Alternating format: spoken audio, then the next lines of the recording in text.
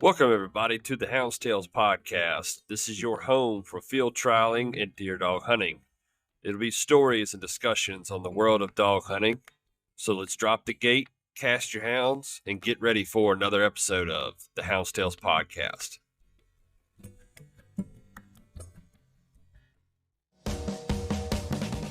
Hunting season is here. Make sure your dog stays energized with Joy High Energy 2420.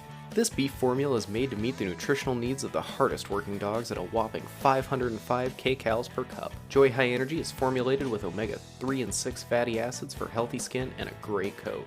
Added pumpkin for digestive health and chelated minerals for more energy. So whether they're in the woods, the water, or the field, make sure they have the fuel for anything that comes their way. To learn more about Joy High Energy 2420 or to find a dealer near you, visit joydogfood.com or call us at 800-245-4125.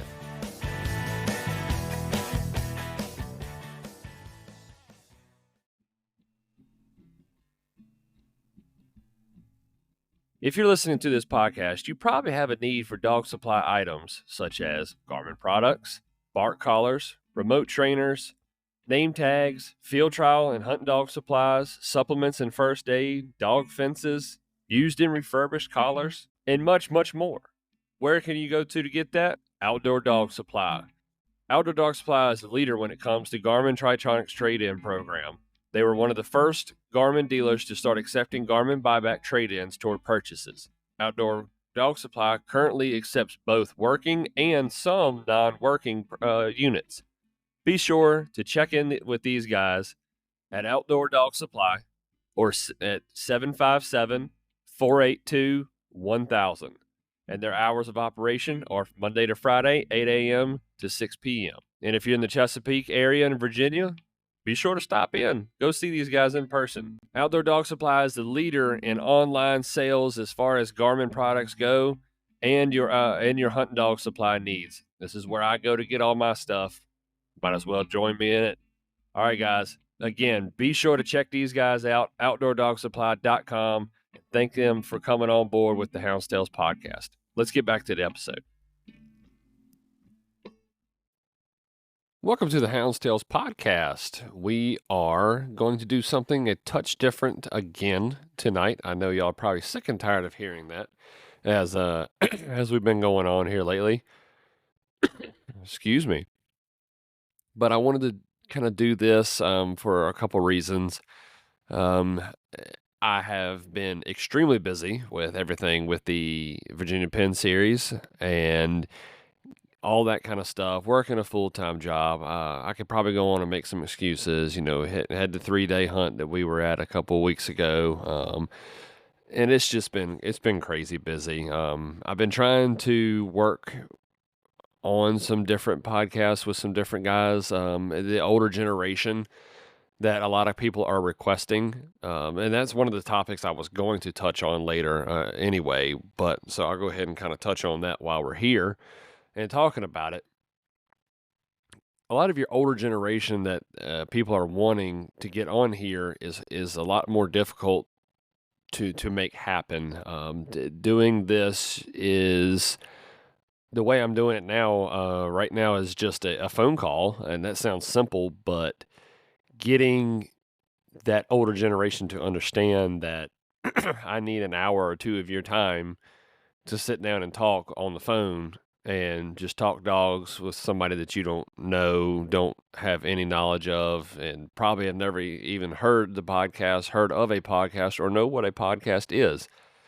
Makes for a challenge sometimes. There is a gentleman that I'm working on getting recordings with, and when it does, it's going to be a big one. But I can't quite get him to grasp the concept of the podcast situation and what exactly I need of him. So it is, for lack of terms, it has made it a task to try to get this episode recorded. It's going to be 20-minute burst and piecing them all together. So y'all just bear with me, guys. I promise I've kind of got a little slack, and that was a big reason that I've really slacked up on getting recordings set aside and built. I did pretty good for a while and had some built up where I can go back, and I was doubling up on guys and making 2 episodes, out of one big recording. But I kind of ran myself short on it between being busy trying to make this one guest work, and I just let it slip. So tonight's episode, what we're going to be doing is I made a post on Facebook and on my TikTok, and just wanted to gather questions. Maybe something people just wanted to know, maybe something people wanted to hear my opinion on, or just an opinion on. Talk about it, maybe bring some points to the table, bring some points to light. Just a conversation for people to listen to. And right now, tonight it's just me. It's me and only me. So we're going to be doing, excuse me, like I said, y'all bear with me. I'm going to read through some of these. I'm going to talk about some things and give my opinions on them. You may disagree. I'm going to try to be biased. Well, I guess unbiased, however you want to look at that. I'm going to try to not be controversial in what I say and the statements that I put out. I try to be open-minded about almost everything anyway. So that's what I'm going to try to do. One thing I do want to talk about, and I got some more exciting news, and hopefully we'll have some more exciting news in the next week or two, but I am partnering up with a new company called 1st Phorm. I know it's going to sound a little odd when I first start talking about it, but there's a big reason behind why I did it. 1st Phorm is a energy drink / workout / probiotics / supplements company that focuses on health and nutrition, but of course their primary focus is gym and working out and and that kind of thing. But these guys are working on expanding their outdoor industry, and I seen that, and I know I talked about this on the Monday Highlights episode, but I talked with these guys. I hit these guys up, and I was like, man, hey, we're on the road. We are working all the time. We work, everybody works a regular job. Whether you work for somebody, have your own business, don't matter. We all work all day, and then we have to go leave our families, get up in the middle of the night, go run these dogs for 5 hours, however many hours, and drive back home in the middle of the night, all to get up and go to work again the next morning. We are hard on ourselves. That's one thing that I've always, well, I say always, that's one thing I feel like has always been forgotten. We focus so much on the hounds, we almost forget about ourselves sometimes. So that kind of, when I saw them posting about wanting to expand their outdoor industry and kind of get into that world more and more, I was like, man, this is the perfect opportunity. So I hit these guys up and we talked, and we've come to, we've made some agreements, and we're going to try to start promoting for these guys here. And what I'm going to do is I cannot sell online. That's the only thing I cannot do. So if you're local to me, if you see me at hunts, hit me up, come see me. I'm going to have some energy drinks. That's going to be one of the main things that I try to get after is the energy drinks. But they're going to, if people are close to me and are interested, maybe you do go to the gym in your spare time if you have any. Hit me up. If you need some of these the supplements, protein powders, bars, any kind of things like that, BCCAs, post-workout stuff, testosterone boosters, creatine. Man, there's all kinds of stuff these guys have. Y'all go check their website out. That's 1st Phorm. That's the number 1 ST, and then the word is Phorm, PHORM.com, 1stphorm.com. And check out all their products, guys, and be sure to let me know if you need something. I can get it for you. I can have it here. I can bring it to hunts. Like I said, I want to try to have energy drinks and maybe some hydration. They have some hydration sticks that I'm pretty interested in. I think that'll be a big time, especially during these summer hunts. And we all know that an ice cold beverage of other sorts will get the best of us as well. And sometimes that the hydration gets the best. We lose hydration. I think it's time that we all start looking out for ourselves and looking out for each other as well. And I think this is a good step in that direction. So I'm hoping this can take off and maybe we can make something big out of this. So I just wanted to introduce y'all to First Form and welcome them aboard. Yes, you will be hearing another ad on here about another company. And I got another cool one coming down the pipe. We don't have anything set up yet, but we're going to start talks with them tomorrow. Well, it'll be today as you're listening. But I'm hoping that there's some cool things coming. Guys, we'll just put it that way. Cool, a lot more cool things. But I do want to give a big shout out to all of our sponsors that we have so far. It's been an amazing ride. I could not do this without Joy Dog Food, Outdoor Dog Supply, Frontline Optics, Chestnut Mountain Feed, and of course Roxy Designs. Everybody that has spoken highly of the shirts and the banners and stuff like that, that's Roxy's where you need to be going. Be sure to hit her up, Roxy Designs on Facebook, and get those orders in, guys.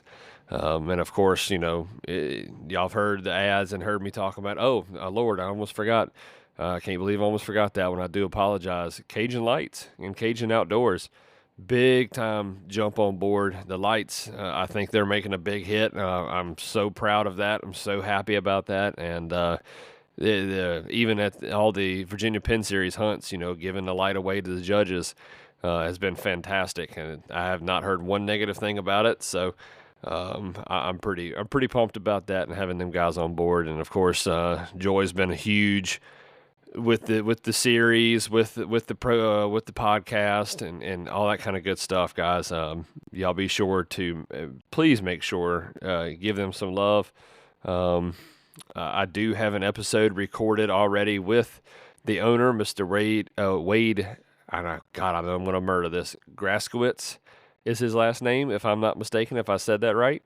And I'll be releasing that here in the next couple weeks. But I have some great guests coming up. I'm going to be recording, as you're listening to this on a Wednesday, I'm recording this evening with a with a character. He's a character, guys, and I cannot wait to get him on. But so let's kind of move on into what we're all here for, guys. There's a bunch of questions.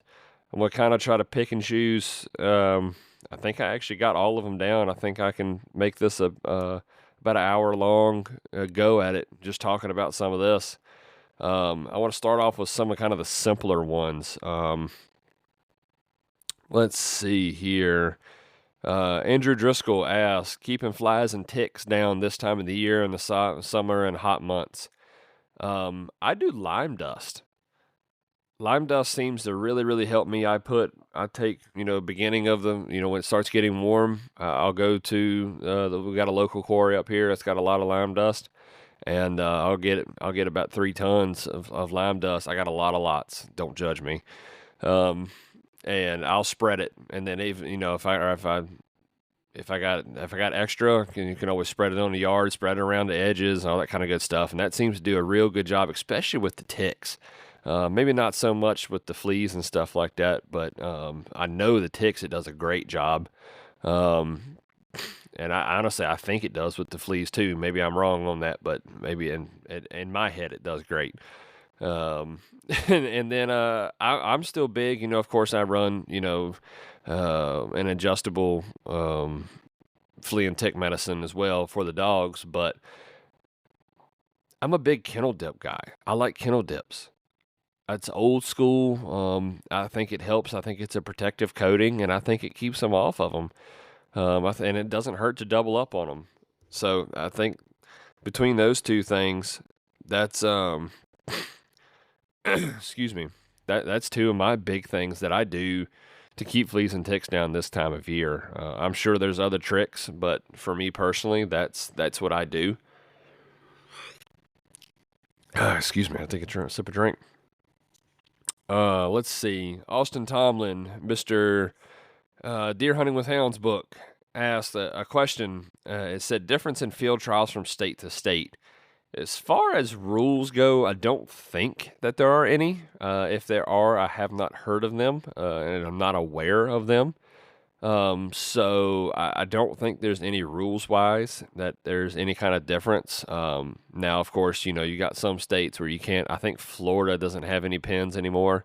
So obviously, any hunts that happen in Florida are all going to be out on the outside.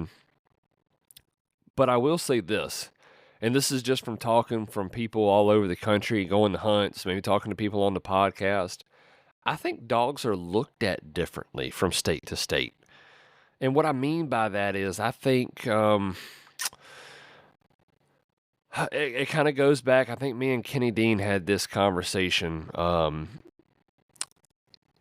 Some people, it seems like a lot of your coyote guys and your down south guys will judge the crossing as it comes out the woods. When a lot of your Virginia guys up here, and me personally, if it doesn't cross the road, if the game crosses the road and the dog doesn't take it all the way across the road, that dog doesn't get a score for me. And that's what I mean by that. I think that's kind of your two, that's some of your differences. Maybe, you're talking a lot of states that do this thing. There's a lot of ground to cover. It's very, very, very easy to have different forms of view on how things should be done, how dogs should be running. I would say that would be the only difference that I could really say. It would be any kind of difference. But as far as rules go, and actually black and white kind of thing, I don't think there's anything. And I may be mistaken on that, but I hope that answers your question. And appreciate you jumping on board, too, with the Virginia Pen series. He's the one that donated all the books for all the hunts. There'll be 3 Deer Hunting with Hounds book, and if you have not gotten that book yet, be sure to go on Amazon and check them out. It's a great book. I've read it from front to back finally. Yes, I did finally finish it, Austin. I hope you're listening. I did finally finish it. I'm a very slow reader. I hate reading. I'd rather type, write, and all that kind of stuff all day long, but reading, no, I can't stand it, even if it is a dog hunting book. So it took me a little while, but I did get through it. It's I think it's the second book of my entire life I've read from front to back.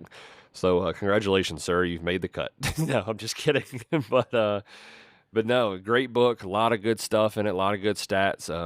And this is something we can use to help preserve the sport, in my opinion, too. So be sure, Deer Hunting with Hounds book. You can check it out on Amazon and go ahead and get you one.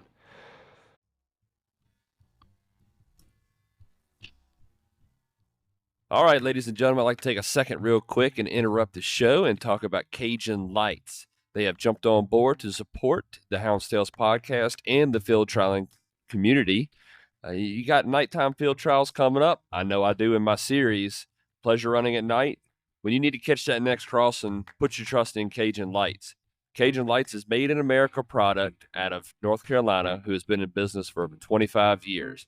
They make cap style and bucket hat headlamps to free up that extra hand for your voice recorder or for your GPS. There are 3 main lights I want to focus on real quick. The first is the Micro Gator, which is the lightweight option. It has 4 brightness levels and 4 color options, including red for us field trialers. Rated at 50 to 60 hours of battery life on the highest setting, this is your flood style lamp that'll do really good for us out in the fields in the short brush and be able to help us get in front of those crossings. Next up is the Cajun Bayou, which is the next step up, and it includes the same number of colors and brightness levels, but it packs a much bigger punch on that brightness level, so you can catch those crossings way down the path when you got a long road to cover. And last but not least is the top level Cajun Blinder. It has a main beam light with 4 levels of brightness and includes a walking light, and even with a light this bright, the burn life on it is rated at 5 to 6 hours on the highest setting. There's no chance of missing a dog with a light like this one, folks. All their lights come with a 2-year warranty and a lifetime labor warranty. And these guys are excited to get into our sport, ladies and gentlemen. So y'all be sure, if you see me at a hunt, come ask me about them. I'll have one of each of these lights on hand to show you and let you put it on your head and kind of experience it. Show these guys some love, guys. And y'all, please go visit their website at CajunLights.com, and their phone number is 888-773-3080. Thank you, Cajun Lights, for all you do and for trying to get into this sport. Like I said, guys, let's show them some love. Let's get back to the show, guys. Here we go. All right, let's see. I did touch on the older generations and guys actively in the sport, hot and heavy. And I'll kind of touch on that again with the guys actively in the sport.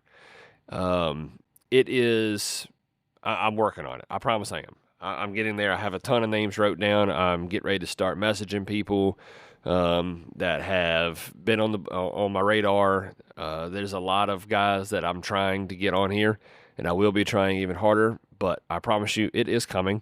So bear with me. Like I said, been a very, very busy time. I put way too much on my plate, honestly, and I know I do, and I don't know how to stop that. Wife gives me crap all the time, so I got stuff coming, guys. Don't worry, it's coming. I promise. Just bear with me. We'll get back right, and we'll have it back to what everybody enjoys, and we'll get back to the Harold's Tales podcast as it originally was. Well, when it came back, let's put it that way. Let's see, which one do I want to go after next? Let's see. I'll tell you what. We'll just start at the top and work down as I got them wrote down. All right, this one was from, speaking of Mr. Kenny Dean, this one was from Mr. Kenny Dean. Why are judges' scores not posted at every hunt was his question. I assume a printout of each judge's scores and to have them posted for all to see is what he's meaning. I can agree. Man, I think there's two sides of this. And, going through some of the comments, and I tried to kind of reiterate what some people were saying, look at the way they were looking at things, and kind of give my viewpoint on what they were saying. I didn't write every name down who had made comments, just the ones that asked the questions. So y'all forgive me. I'm not ignoring who you were or nothing like that. I would have took forever. For me personally, I can agree with posting the scores. I think you're walking a very fine line. I think, man, it's tough. Scratches, no. I don't think scratches should ever be posted. And the reason before that, I don't want to see parking lot brawls after a hunt's over. And I think a 95% of hunters could take it. I mean, heck, I've had people call me after hunts in just the 2 hunts that I've had and call me questioning why their dog got scratched. Can you imagine if we posted the judges that got scratched? Do I think, yes, you could clear it up and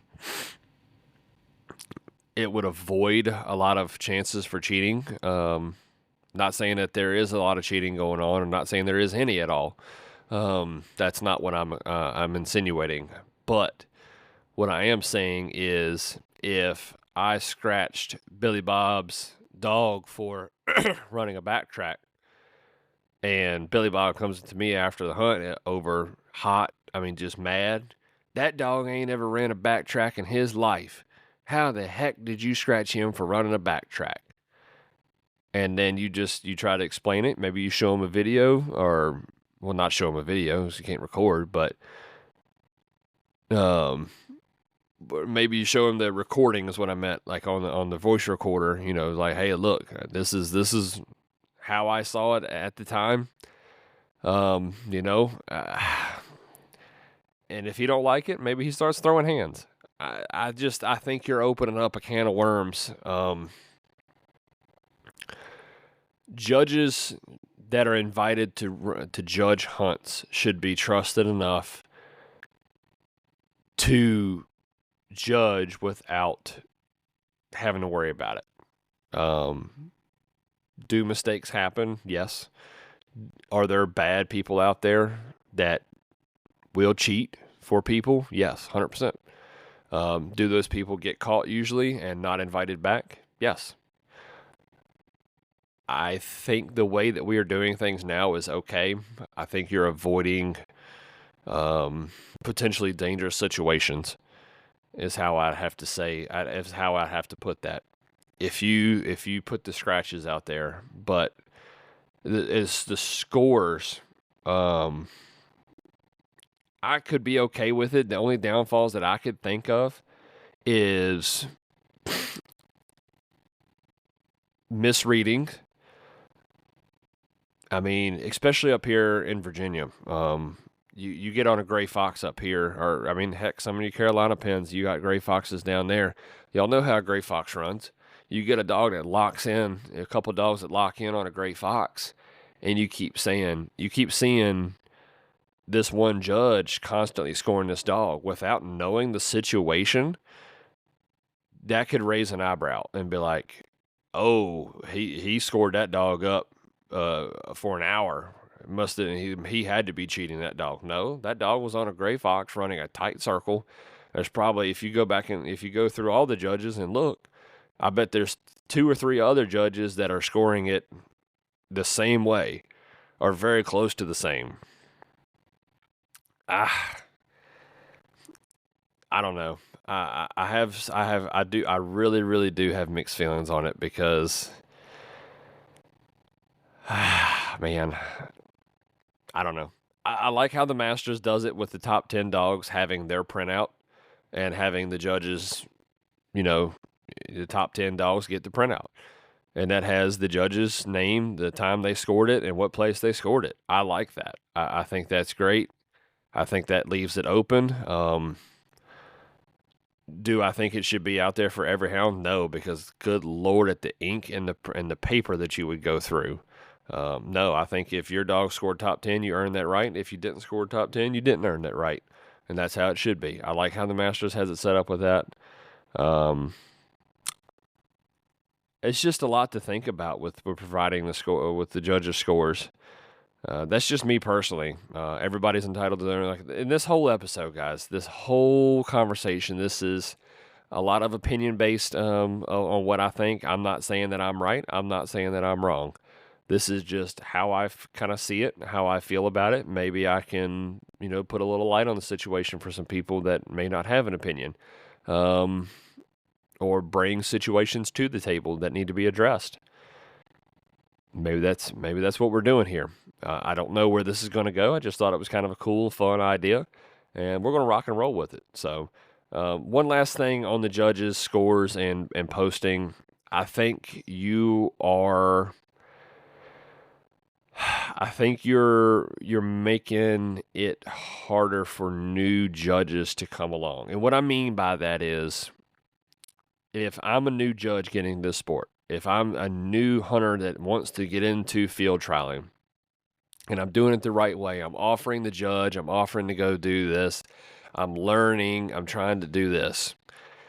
If my name's on the judge's sheet, on the judge's list, and I went 5 hours, 4 hours, whatever kind of hunt, and I had 2 scores turned in because I'm learning, because I'm getting adjusted to running at night. I'm getting adjusted to running in a wire. Or am I going to be, now I have to worry about being judged, and all the hunters like, well, what in the world was that dude doing in there? He only got 2 scores the whole time.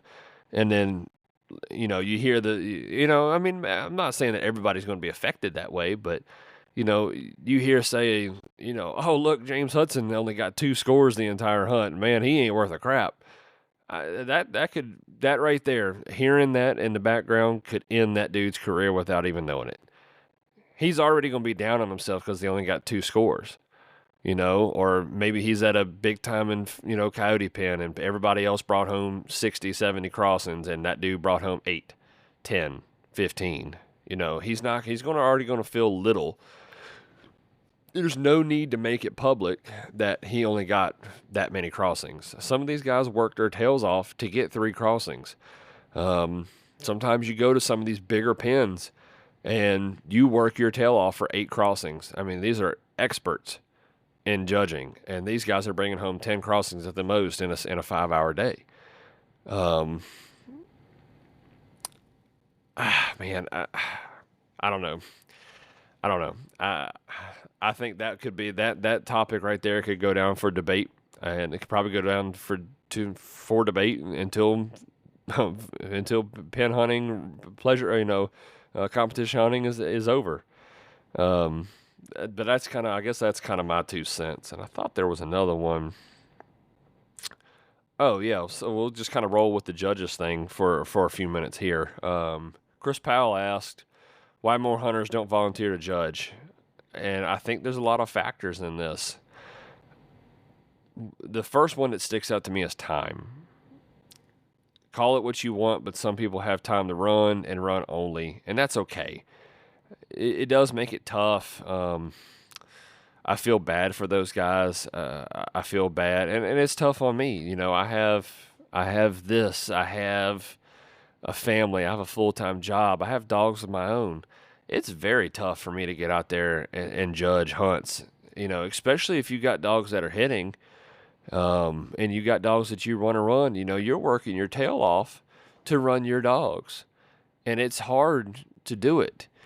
Do I think you should? Yes, 100%. I think every person should judge a minimum of 1 hunt a year, whether that be a 1 day, a 3 day, whatever. I think every person should 110% judge at least 1 hunt. Does it happen? No. Do I think it should be a rule? No. I don't think you can make a rule as a requirement to judge. For one, trying to keep up with that would be a nightmare. For two, that does take away from the blue collar. I got a few dogs. I got 2 or 3 dogs that I pleasure run on the outside, get in a pen when I can, and the stars have aligned. I'm off work. The baby's behaving. I got a babysitter lined up, and I can officially go to my 1 field trial every 4 months. I don't think that would be fair to that guy. And man, and this is something I've kind of thought about. I'm kind of rabbit trail here for a second.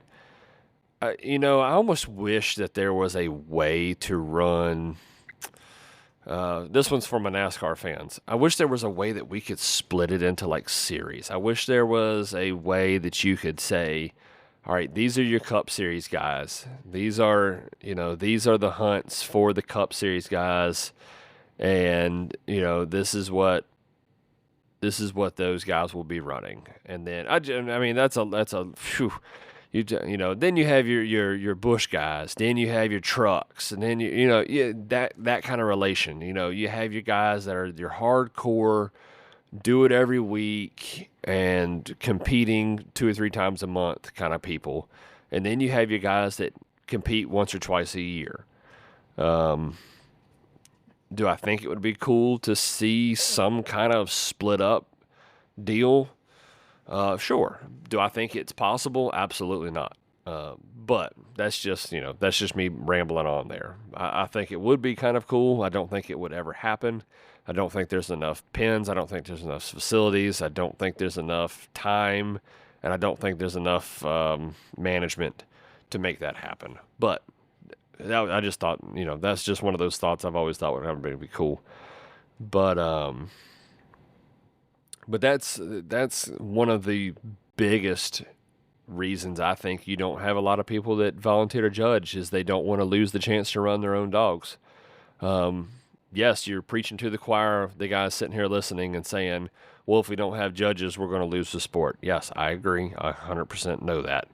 And I'll go back on what I said earlier. I do think that you should have to judge at least 1 hunt a year. It does suck if you are that guy that only gets the chance to go to 2 or 3 hunts in the entire year. But if that's the case, run 2, judge 1. Keep the sport alive. Do your part.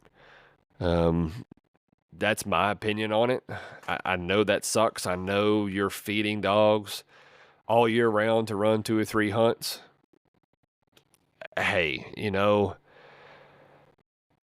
I get it. I really, really do. I really, really get it. But I don't, man. I think if you're going to keep it alive, we need more judges. You got to have judges. And another thing, I think for the new guy that's getting in, and I ran into this, I was not afraid to judge or offer to judge, but, and well, I guess I can't say I really ran into this because I'm not afraid to ask questions. I'll ask, I don't care how stupid the question sounds, I'll ask it. Um, I think a lot of people don't want to ask questions that make themselves look stupid. And that's just being blunt about it.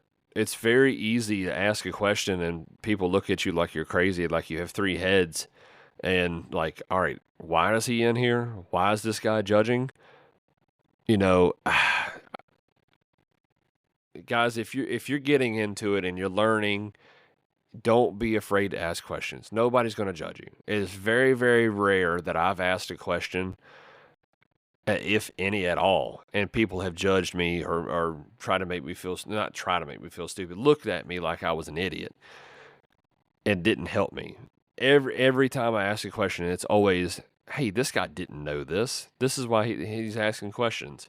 Ask questions, guys. When you get into it, don't be afraid to say, hey, look, I'm offering the judge. I don't know a lot about it. Do you have an experienced judge that's going to be there that I can shadow? And I'm telling you, 8 times out of 10, that judge, that organization that you offer to is going to have somebody there that's got experience. And that guy with experience is going to be excited to see somebody that's willing to get in. And speaking of which, I've had a lot of my judges at these hunts.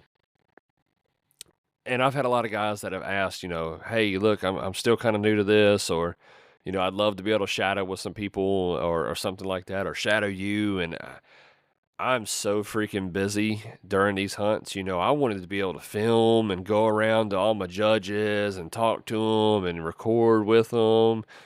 Go out and talk with the guys out in the parking lot and do all that kind of stuff, man. It's just not happening. I wanted to so bad, and I tried the first hunt, and I tried again the second hunt. It's just there's no way. But where I was getting with that is, excuse me, is I do apologize to the guys that have asked have asked for help or to help, and I've been so busy it probably has come off as rude sometimes. I'm just trying to do the best I can to make sure this series goes flawlessly, and I do apologize if that's come off to rude to anybody. But back to the question. Don't be afraid to ask questions. I think that could be a factor in why people don't ask to judge. But I do think that the time and availability is probably the leading factor of why people don't offer to judge. I think a lot of people don't understand that you can volunteer to judge, that you can reach out to that organization. If you see a hunt that you're free, and you're able to go and just reach out to the number of the guy that's holding the book and say, hey, I'm not calling for numbers. I'm calling to see if you need help judging. And they're probably going to be welcome to do it. Yes, you're going to be giving up another weekend that you could be at home getting things done. Yes, you're going to be giving up time with your wife. Yes, you're giving up time with your kid. This sport is a dedication. I'm not saying this sport isn't for the guy that does it every now and then, but this sport is also something that I think you need to be dedicated to, and this may rub some people wrong. I think if you cannot dedicate to it, but to the sport and the dogs, you're doing yourself, the dogs, and the sport a disservice, and especially the hounds. Think about it. If you're not running your dog like you need to be running, if you don't have the time to go put him in hunts, then what are you doing? Why are you doing it? I'm not trying to discourage anybody, but I also want to make sure that people that are listening and thinking about getting in is don't get into this and think that you're going to be able to sleep all the time, be fully functioning, sleeping adult, and do it on your own free will. No, there's a lot of sacrifices, and judging is a sacrifice.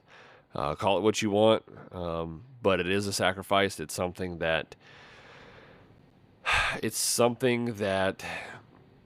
you have to give up your time with a lot of different things, with your dogs, with your chance to go, and go keep the sport alive. Just like people that volunteer for going to these meetings and stuff like that. That's a sacrifice to do it for you. I think it's time to pay it forward for everybody. We'll continue with the judging topics. Mr. Joey Fowler asked about judging classes. Man, I've heard this brought up so much. I've thought about this my own self. I don't know that it would ever take off. I don't think that you could ever make it a requirement. Do I think it would be cool to see the associations maybe once or twice a year pull a weekend and say, get some of your top level judges to go and hold a seminar or a class or whatever you want to call it and go over judging in the field and proper etiquette in the judges room, how the judges room works, how roll call works, how the bench show works, scoring on the bench show. Man, I think that would be awesome if you could see like once or twice a year have something like that happen. But do I think it should be a necessity? Do I think it should be a regulation? Do I think that you shouldn't be able to judge until you take this class? No. I don't think you could ever do that. It's hard enough to find judges now as it is, and then going and mandating something on top of it, that if you don't have this certification to come judge, you are just glutton. Just no. You're just asking for punishment. You're asking for judge counts to go from the 20s down to the low teens. I don't see that. I don't see that happening. Again, on the judges stuff, let's see. Let's hit Peyton's real quick. Peyton Lucy, and he talked about this on his episode, and I'm 100% agreeance on this. I think 2 scratch barking faults in all hunts. 100%. 110% for multiple reasons. The biggest reason to me is we are not perfect. We are not perfect. And I've seen somebody comment on this, and I can't remember if it was on this topic or another topic, and I've seen it before. I've had it happen to me in front of people, and I love judging in front of people. It doesn't scare me at all. I love judging in front of people. I think it's an entertaining factor. But I've had game cross behind me, and I missed the game, and a dog come across the road barking for every breath, and he's dragging 2 behind him that ain't giving no mouth. You know, somebody could see that it's babbling. But it wasn't babbling. He was dead nuts on it. But I missed it. We're not perfect. We miss game. It's not a foolproof. I think judges need to give dogs the benefit of the doubt. If you are not 110% accurate or 110% sure that that dog was committing that barking fault, no matter what it is, I think you should give that dog the benefit of the doubt.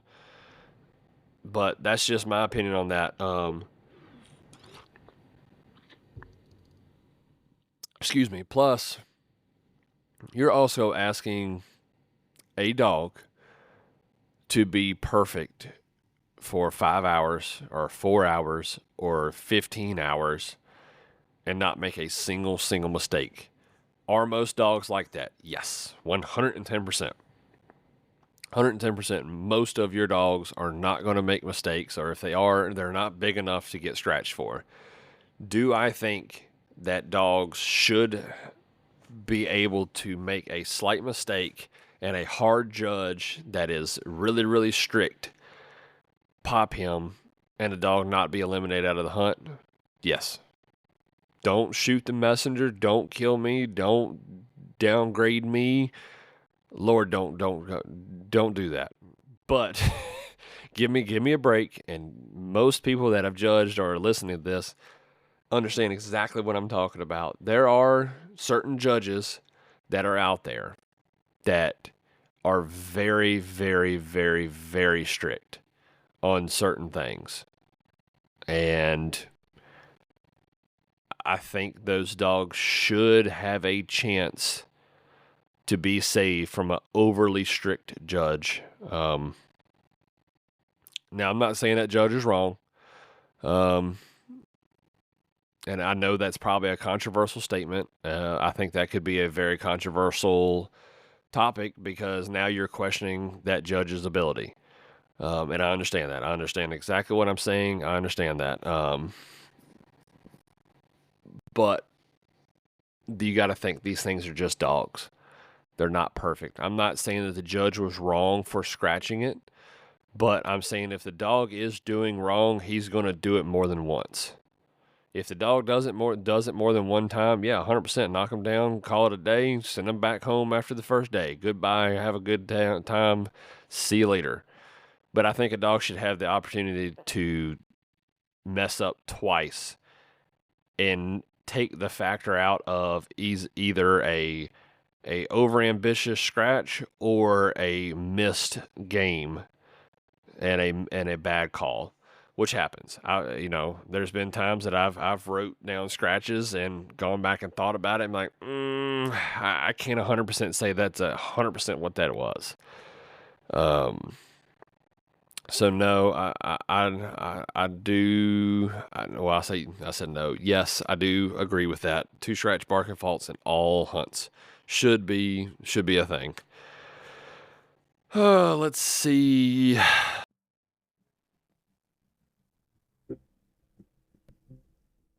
Want to take a second and talk about Frontline Optics real quick, guys. They are a sunglasses company that is owned and operated by frontline workers, fires, and emergency services, guys. They have designed glasses with us in mind, with the frontline workers in mind, people that are out there using your sunglasses every day and don't want to break the bank and have a pair of sunglasses get broke and have to and just be out of that that crazy amount of money. Guys, these are high quality polarized sunglasses that are durable, affordable, and ultimately represent our lifestyle. In addition to that, a portion of all proceeds from the sale of these glasses is donated to First Responders Children's Foundation. It is in support of those children who have lost a parent in the line of duty. How cool is that, guys? So, guys, check these guys out, frontlineoptics.com. Go to their website, and when you go to checkout, be sure to type in the promo code HoundsTales. That's TALES while you check out, and you'll receive 15% off your first purchase. Also, these guys have a first-time replacement, no questions asked program. Be sure to check that out, guys. These guys are awesome. I can't thank them enough for jumping on board, and we'll get back to the show. There's one more, I believe, on the judging side. Sky Scott. Do hunters and judges know the rules of the affiliate hunt that they are judging? It's hard for me to speak on this guy, but I'm going to say I highly doubt it. And the reason why is I don't think a majority of judges and people in this sport have even seen or held a rule book. I don't hardly know where to get them. It's hard to get them. There's not a lot of hard printed versions, and I don't know that the website or the online, if that's even an updated version. So no, I don't think that most judges know the book. The book that I learned off of was, I think, a 2013 and a 2011 version. And luckily, there's not been a whole lot of modifications. And if they are, they've been heavily publicized and talked about. So you kind of know. But for being an outsider and trying to learn the rules, no, I don't think they are. That's one thing that I'd love to see if I could help. I don't know what I could do, but I'd love to find a way to make a rule book more accessible. I don't know if that's something that we need to put online and have that on a website or what, but I think rule books need to be more readily accessible so that people getting in have somewhere to go and read these rules and know what they're looking for when they go out in the field. So my question is no. I mean, my answer to that question is no, they don't know the rules. I'm not saying that everybody doesn't. I'm not saying everybody didn't get a rule book, but I'm saying I think a majority of your people probably, especially the ones that are getting in, have never even held a rule book in their hand. That's my take on that. Let's see. What do I want to tackle next? There's a couple pretty big ones in here. Saving some of the spicier ones for last. Did that one. All right. Let's touch. All right. This will be a good little transition one. All right, this one's coming from TikTok. The handle on TikTok is DCW. It says, why do I think that trailing scores have disappeared from a hound? From the hound itself, I think it's been bred out of them. Especially when you're referring to pen hunts. I think you still have it on the outside, but if you go back and listen to John Molner's episode, you're talking about two completely different animals. You cannot, I'm not saying you cannot. It happens. It does happen. But your guys that are your hardcore pen guys, your dogs that are your hardcore pen dogs, are not breeding for trailing scores. The reason, in my opinion, is why do you need a trailing score when you can just run the pass and pick up a piece of game? You're going to pick it up eventually. Just keep hitting those paths. A dog that knows how to get in there and go after the pass is going to find game. That's how these pens are now. I think there's enough game in the pens, of course, legal game, but I think there's enough in there in the way the game is running in pens and the way the dogs understand how to work a pen. I don't think you have to. Do I like a dog? I'm not saying that I don't like a dog, but I don't think you have to have a trailing dog to go and compete and win in a field trial anymore that's in the wire. If you go back and listen to the JMO episode, we talked about how different the people are, the dogs are, between the outside field trials and the inside field trials. If you have not listened to that episode, that is one I would 110% go back and listen to. And we kind of talk about that for a little while. I think the breeding for the speed has taken over so much that it's difficult. We lost the nose ability, and I think that I think we're in a weird transition period too. I haven't been in the sport for long, but even in the short time that I've seen it, I've seen us at, I would say, peak speed and forgetting the nose. And now I think the breeding is starting to go back like, okay, we kind of threw away too much nose here. We need to bring some, we got a really, really fast rocket ship, but they're not holding that track. And I think that I'm starting to see some more nose being bred back in. Of course, there's more white dogs coming around. That's why. No, I'm just kidding, guys. But I do believe that that could be said, and that could just be my. That is just my opinion. I could be completely wrong on that, and I probably am. But that is kind of my thought on that. And second part to that question, I would say, is giving a trailing score is not something that's easy either. I know judges that have been doing this for years and years and years and years and years and years and years and years and years, and have given less than a handful of trailing scores, especially in the wire. I think that, especially for this younger generation, I remember that I've given 2 trailing scores. Um, the first one, I was so nervous because I know you give a trailing score, you change the entire hunt. You change the entire hunt up one side, down the other. Especially if you give the first and maybe the only trailing score, you just changed the hunt. Especially at a HGA hunt, just changed it, flipped it, turned it over, smacked it on his booty, move on down the way. Changed it up completely. It's a very nervous feeling sitting in front of judges that were watching the same dogs as you, and now you're throwing out a game-changing score that you need to be sure that you're 100% accurate on. And I think guys that, oh man, how do I say this? I think if you didn't grow up doing it or haven't been around and watched a lot of dogs working, especially if you weren't in the open woods and didn't grow up in the open woods, I think understanding 100% what a trailing score is very difficult. I'm not saying it's not possible. I just think that, in my opinion, it's not something that can be taught via words. I think it's something you have to see multiple times before you get the comprehension of what exactly a trailing dog looks like. I'm not saying I'm an expert, but I did grow up in the deer woods, and I grew up hiking dogs and walking with dogs, and I know what a dog out there looks like. And when I'm in the field, I promise you, if I gave a trailing score, that dog trailed that game up and jumped that game. I promise you. So I think, I think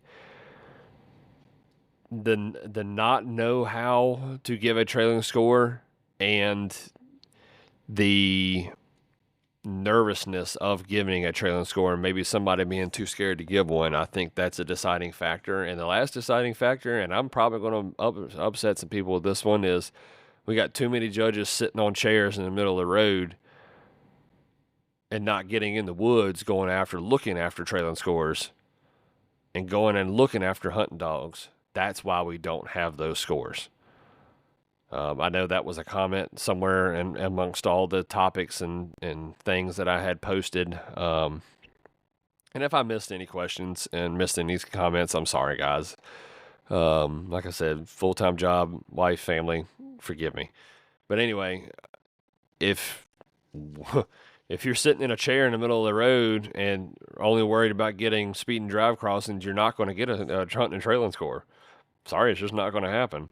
If you do, then I don't trust your judgment on what a hunting dog is. I'll be blank. I'll be flat out with you. You're not getting a hunting score from me sitting in the middle of the road. If I see a dog hit a trail, I'm running after it. I'm going to follow it. And if I see him flipping leaves and bird dogging up in there, then I'm going to give him a hunting score. If I follow him, he starts opening up and getting on hot on a track, I'm going to keep following him. I'm going to give him the max hunting score I can possibly give. If I follow him until I see him jump game out of a brush pile or out of a hole or whatever, guess what? He just earned himself a trailing score because he's in full cry, giving full chase, giving mouth, and ready to go. It's not an easy task. It's not something as a judge you have to luck up on a trailing score. That's the God's honest truth. So I think that's why in the field you don't see your trailing scores no more. Is those three factors. Excuse me. I've been drinking a whole lot, and it's just Dr. Pepper, guys. Don't judge me.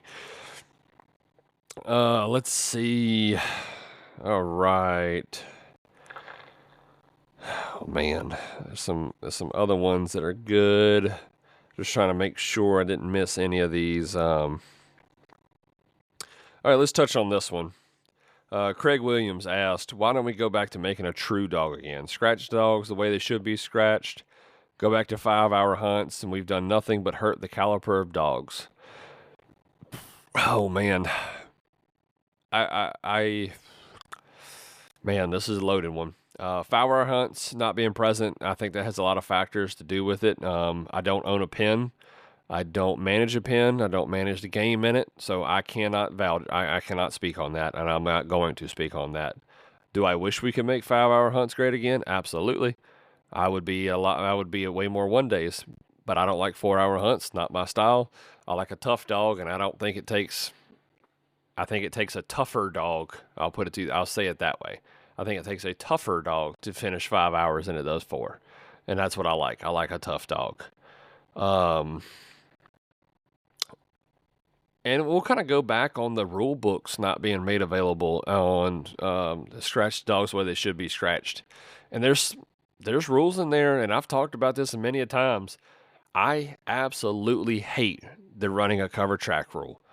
I challenge anybody listening to find me a definition from a Nationals rule book or a Masters rule book that defines what running a cover track is. I will, if somebody can send me a message with a clear-cut definition of what a cover track is, I will send you some kind of souvenir from the Hounds Tales podcast. But I need to see it. It needs to be in a master's book. It needs to be in a National Association book, not that rule book that's online. That's the Mounted Fox Hunter book. Not that. I want the National Fox Hunter Association book definition. You find it. I don't care if it's 15, 20 years old. You find one, I want to see it. I want to see exactly what it says. I want to know what running a cover track is because there's so many different opinions. I hate that rule, and I think it should 110% be thrown out of the rule book. Because if the way I understand it and the way more people have told me what they think it is, any dog that's behind first place is running a cover track. At what point do you stop saying this dog is running the scent and not running and running a cover track? I think it is the worst rule in the book, especially in a field trial that is in the wire, from the way I've understood it. And it doesn't make any sense, and it should be eliminated, and you will never see James Hudson scratch a dog for running a cover track because I don't think it's possible. Because if you are, then every dog after first place is running a cover track. I'll say it again. Anyway, sorry, rabbit hole there. I get a little wired. I get fired up over that one. But I think that's scratch dogs the way they should be scratched, and I agree. I think that goes back to what I was saying about the 2 scratch rule too. I think I like the way the Masters does it. You know, if you got a scratch.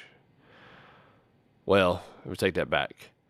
I think if your dog got scratched once and was put on the probation, I think that should be posted as well. I do like that they show how many times your dog got scratched if it was officially scratched, but I think that a dog on the probation should be those should be posted as well. Man, making a true dog again, and scratching the dogs the way I think so. I think you're going back to that not wanting to hurt people's feelings. People would rather save feelings nowadays than tell people what they really need to hear about their dog. There are some times when a dog is just a dog. He's just a dog. Yep, he can run a piece of game. Sure, he can, but he's 5th, 6th, way on back there. Oh, there goes the crossing. Hang on, here comes Leroy. Come on, Leroy. Oh, yep, there he goes. Nope, that dog does not need to be competing. Put him out in the deer woods, put him where he needs to be, let him go hold a track for a while. That's where he needs to be. Get him to somebody. That dog doesn't need to be competing. And he damn sure don't need to be bred to compete in. People need to stop breeding just because they have it in their backyard doesn't mean it's worth breeding. That might hurt your feelings, but just because you own it doesn't mean it's worth breeding. Stop breeding things just because you got it.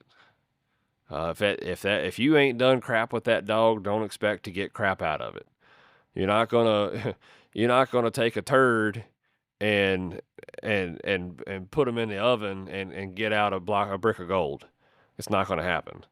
Very, very, very, very, very rare that you end up somehow managing to do something like that. But if that dog ain't ever done nothing for you in your life and you think you're going to breed it and and pop out gold, you got a long road to hoe in this sport. And breeding junk dogs is why the caliber of dogs has gone downhill. Um, yes, I know studs are not cheap. Yes, I know puppies are not cheap. But I've judged a lot, and I'm not going to say a lot, but I've judged enough and I've watched enough crappy dogs to know that there are some breedings I'll never touch. Um, People need to be willing to have their feelings hurt. People need to be willing to listen and take the L. Just take it. Take the L. You tried. You tried something. You bought something. Whatever you wanted. Whatever you did. You got a dog.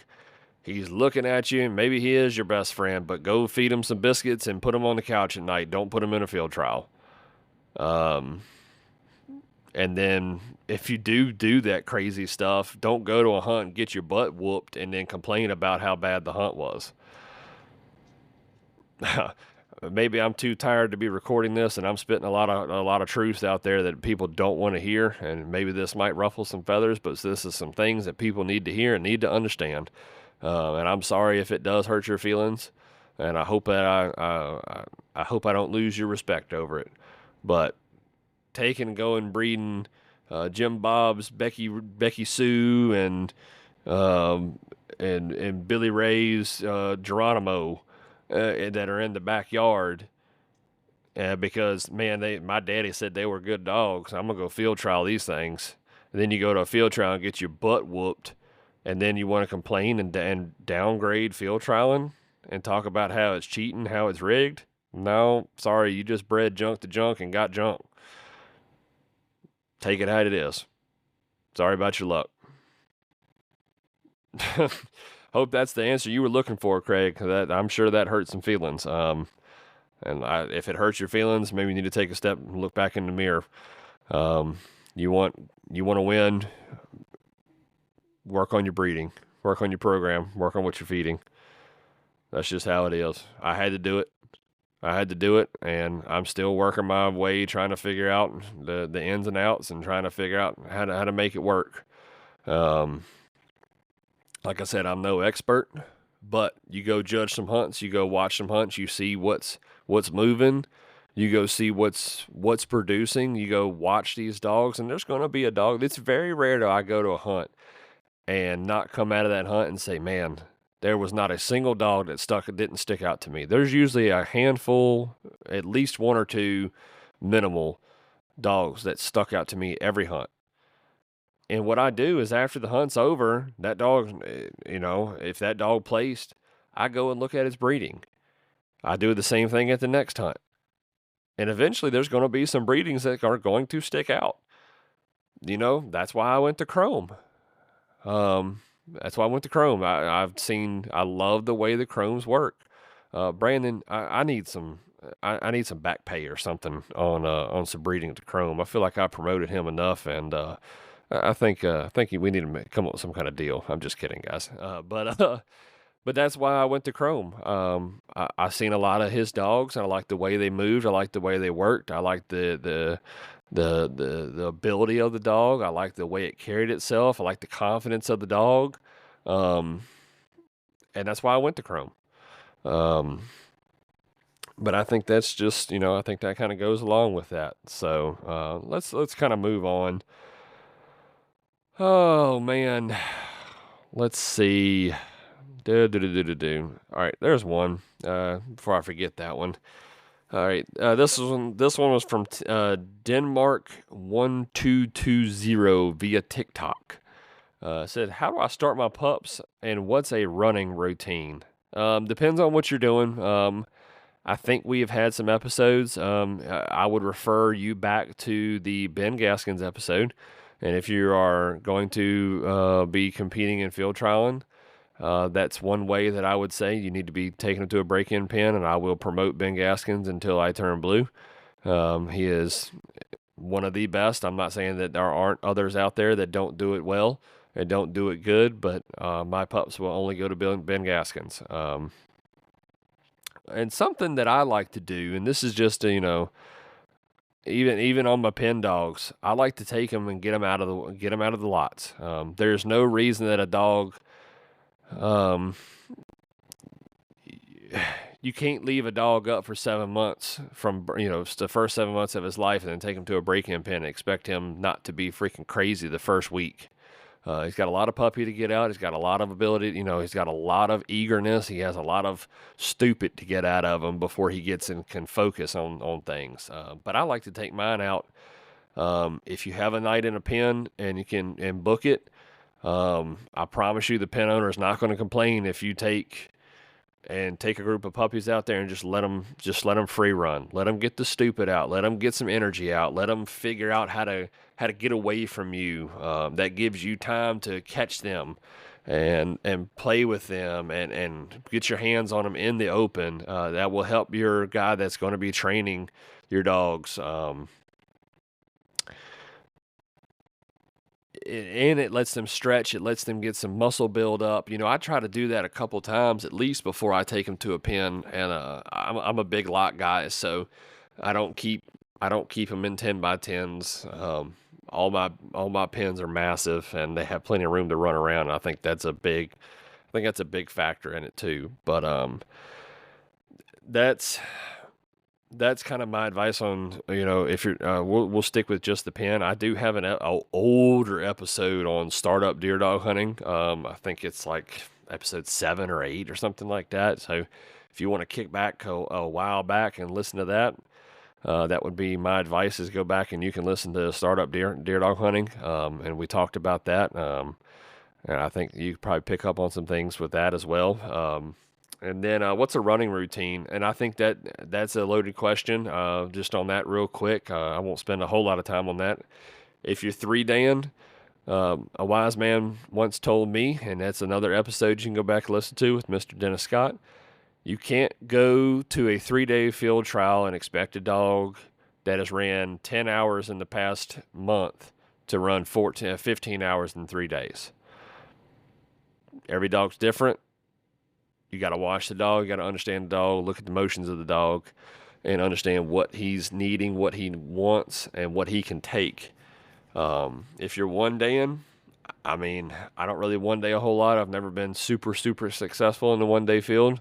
I'm not super successful in the 3-day field either, but I would say if you're 1-daying, keep your 1 day a week. Give them a little break after a hunt, and then don't overrun the dog. I think that's going to be your biggest thing. That's what I had to learn the hard way, is don't overrun the dog. Just get in where you can, put some outside runs in them too. It doesn't hurt. And you got to figure that, and this sounds rude when I say this, but that's something you got to figure out for yourself. You got to figure out what's worked for your dogs that you're running, what works for you. I know, and we could probably do a whole episode on that question, but that would be the short and simple question to answer to that. All right, I think we have maybe 2 more to get to. Let's see. Oh, there's one. Let's touch on.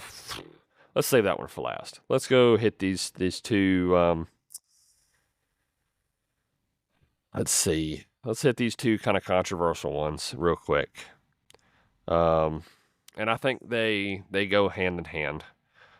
The first one was asked by James Foster. Should pen owners be allowed to enter hunts at their own pen? I think that should be left up to the pen owner. I don't think there should be a rule made for it. I don't think an association should have the ability to tell the pen owner that he cannot do it.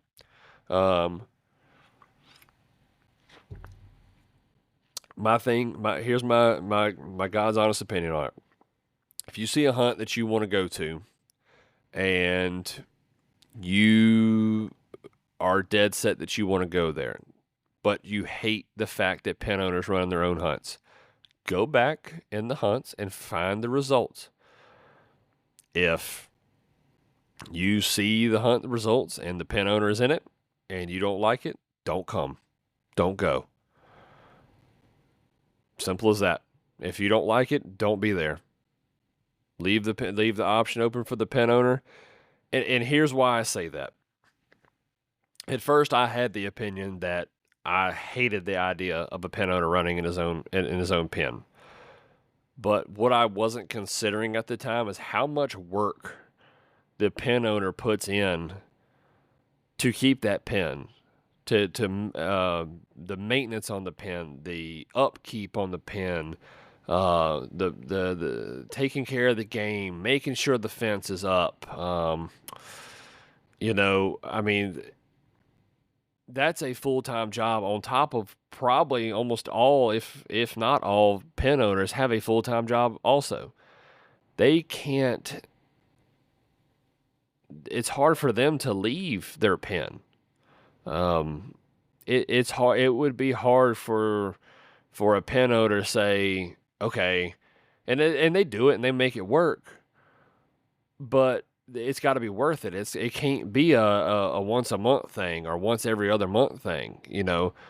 These pen owners got to be able, if they scheduled a hunt and they go 2 states away and a big old hurricane or a big storm comes through and blows a fence over at their pen. Now they're 2 states away. All their game is getting out. The pen is broke, and either they need to haul tail from 2 states away, try to get up there and do damage control, or they got to have somebody they really, really trust on standby to go out there and do it in the middle of the night and fix it. These pen owners deserve the chance to run their own pen. If that's what they want to do, if that's how they feel about it, and that's how they can make it work to compete and have fun and still provide for us facilities to make things to keep the sport alive, then you damn right, do whatever you want to do. These pen owners are the unsung heroes of this sport, and I will die on that hill. They deserve a lot more credit than what they get. Everybody looks at a pen as a location, as a place, but they don't ever keep into consideration the person behind the scenes, person that's doing all the work and making the pens run and work as hard as that they do. I think that should be respected, that they want to run in their own pen. If you don't like it, then don't come. Simple as that. And Hunter Thompson asked, should board members be allowed to run in hunts that they are putting on? Same thing. I think that if you know that the association allows their board members or their board of directors to run in the hunt and you don't like it, then don't come. Don't complain about it, but don't come. That's their right. That is 110% their right. Now, neither one of them, I don't know that I would do, but that's just me. I'm not saying I'm right. I'm not saying I'm wrong. I'm not saying I'm better than anybody. I'm not saying that my way is the right way of the highway. All I'm saying is that's just not my style. I'm not running in my Virginia Pen Series. If for some reason, somehow I lucked up and won, I would feel really freaking awkward handing myself the freaking trophy at the awards. I don't know. To me, it's weird. But that's just the way I look at it.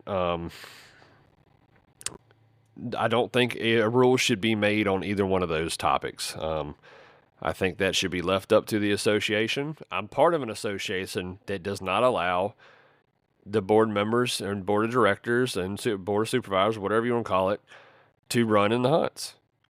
I knew that getting in. I accepted that fact. Do I want to run in that hunt? You damn right I want to run in it. Good Lord, I want to run in it. It's one of the best hunts of the year.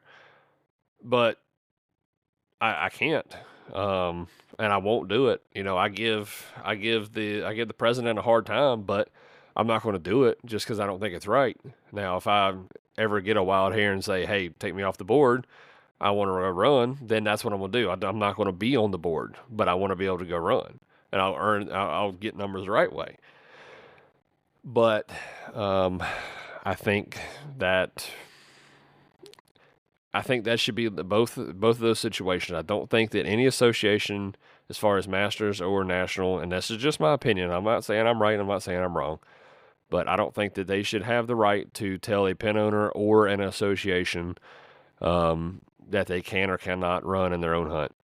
If you don't like it, don't come. Don't bitch about it. Don't complain about it. Just don't come. Go find another pen. There's other pens. There's other hunts that they don't do that. But making a rule and complaining about it, nah, that's not. No, that ain't doing nothing but hurting the sport. And last question, guys. This is I've actually rambled on a whole lot longer than I thought I was going to. This is a hot one. Tony Davis asked the positive and negatives of social media. Of course, I'm going to go with positive side. But here's how I'm going to put it. And this a good friend of mine, I'm not going to say who it was or who it is, but he doesn't want to have kids. And when I ask him why he doesn't want to have kids is because he doesn't feel right bringing a kid into this negative, horrible world that we live in. And I get that. I mean, I get that side of it. But the way I explain it to him and the way I look at it is if the good people quit having kids, then all we're going to be left is with the trouble and the bad people having kids and making the world worse than what it is. And I think that's the same thing for dog hunting and social media. If we don't step up and take control of social media and post the positives, post the good sides, promote the ethical, beautiful, amazing side of this sport in deer hunting and in field trialing. If we don't do our part to promote the good side of it, then all we're left with is all the dumbasses out there, and excuse my language, but all the dumbasses out there promoting it for us in the wrong ways. The people that are doing it the wrong way don't know any better. They're just dumb. They're just dumb. That's just the flat out point of it is they're just dumb. They don't know any better. They're posting these videos. They're posting these stupid sayings that just make us look like a bunch of outlaws or make us look like a bunch of idiots. And if the good people that understand how to use social media and how to promote it in a positive light, if we don't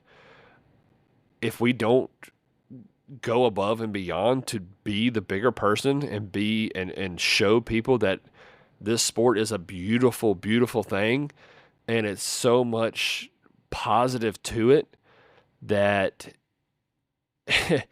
if we, like I said, if we don't do that, then all we're left with is the negative people putting negative things out there and putting a negative image on the sport.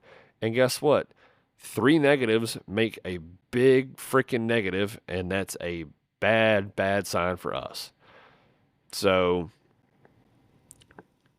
that's my opinion on that. I think that, yes, there are plenty of people out there that are stupid and putting all kinds of negative things on social media and are hurting the sport. But if we don't take advantage of social media and post the good things about the sport on social media, then we're not doing our part.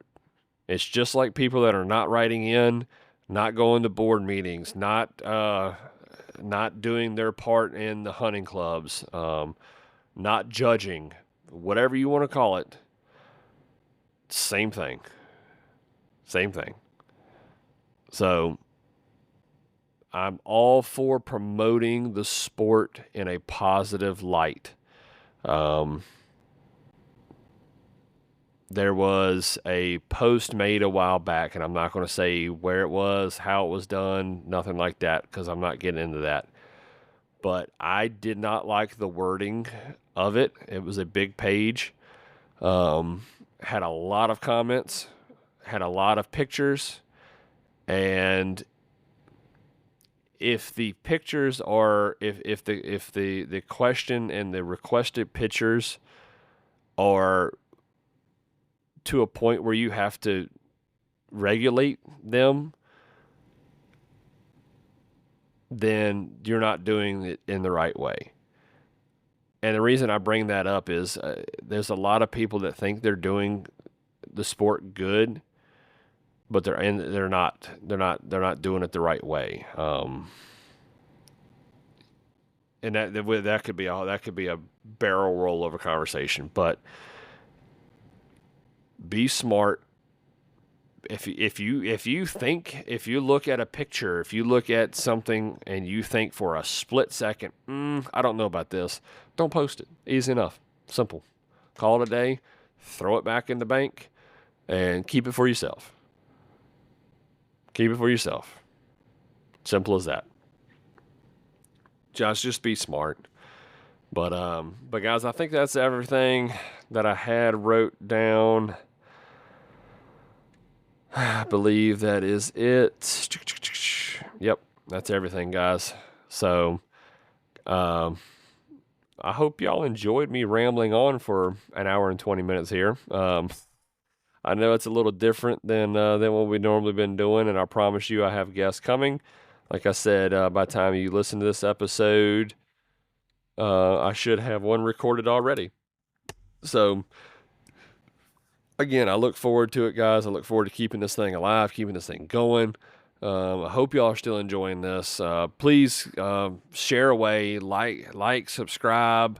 Visit our website, houndstales.com. That's HOUNDSTALES.com.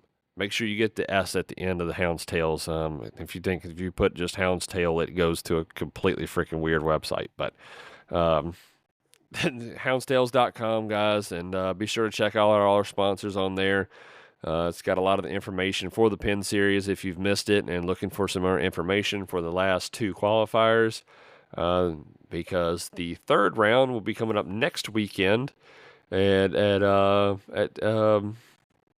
Turpin's Creek.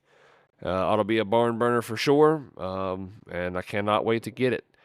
And I cannot wait for the little break between the next two hunts. So y'all be sure to, like I said, y'all be sure to just hit those like and subscribe buttons for me. Thank y'all so much for your support, and hopefully we can keep this thing alive, guys. All right. Love every single one of y'all. Thank y'all so much again. And like always, guys, happy hunting.